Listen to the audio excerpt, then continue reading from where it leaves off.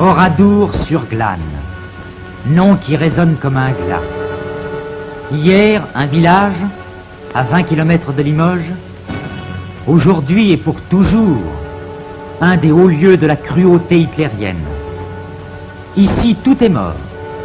Une ville incendiée, fusillée, torturée. Un désert qui fait penser au cataclysme. Une seule maison ressemble encore à une maison. Un village réduit à son cimetière d'où les derniers vivants ne peuvent plus s'arracher. C'était le 10 juin 1944. À 2 heures de l'après-midi, les SS sont venus.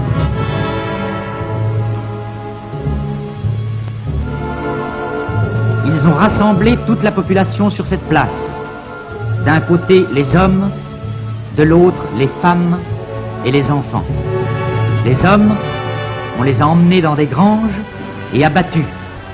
Et puis on a mis le feu à leurs cadavres. Un des rescapés miraculeux nous guide à travers ces décombres atroces.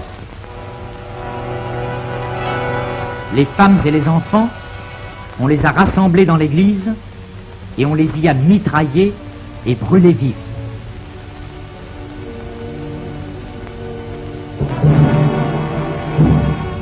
Même les bébés dans leur voiture.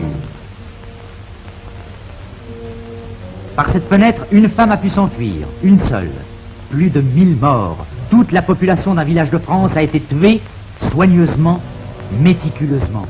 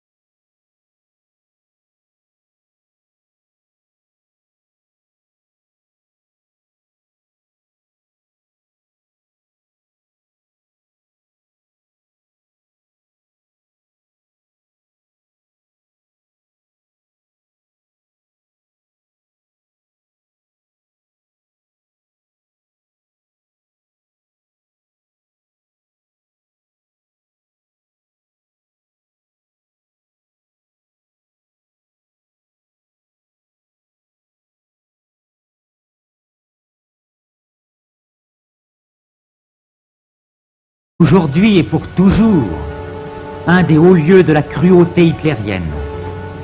Ici, tout est mort. Une ville incendiée, fusillée, torturée. Un désert qui fait penser au cataclysme. Une seule maison ressemble encore à une maison. Un village réduit à son cimetière d'où les derniers vivants ne peuvent plus s'arracher. C'était le 10 juin 1944. À 2 heures de l'après-midi, les SS sont venus.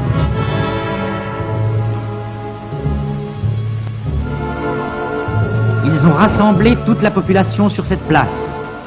D'un côté, les hommes, de l'autre, les femmes et les enfants. Les hommes, on les a emmenés dans des granges et abattus. Et puis on a mis le feu à leurs cadavres. Un des rescapés miraculeux nous guide à travers ces décombres atroces. Les femmes et les enfants, on les a rassemblés dans l'église et on les y a mitraillés et brûlés vifs.